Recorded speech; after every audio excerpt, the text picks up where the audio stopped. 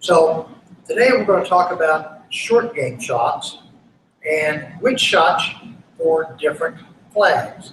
So typically you're going to have a flag front, middle, or back, and they can obviously be to the front right, middle right, back right, or front left, middle left, back left. But today we're going to talk about front, middle, and back. So there's a couple things you have to think about. One, where's the pin?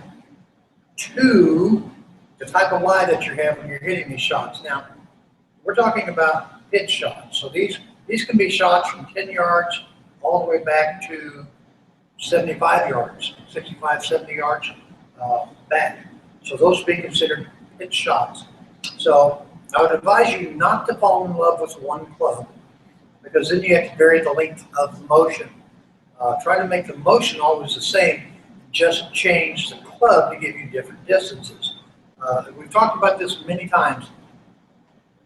If you were in the fairway and you had on the golf course, you had a 150-yard shot, you have a club that you're going to hit from 150. If that yardage and everything's the same, but the yardage is 170 or 140, you're not going to take that same club and try to hit it harder or easier. You would change clubs. So you want to change clubs as well when you're chipping and when you're pitching. So let's talk about a front pin. So typically with a front pin, you're trying to hit the ball just behind the pin. If you try to hit it at the pin or a little short of it, a lot of times those greens will have what's called a false front, right, when the pin's up. So if it's short, it could come all the way back down that slope.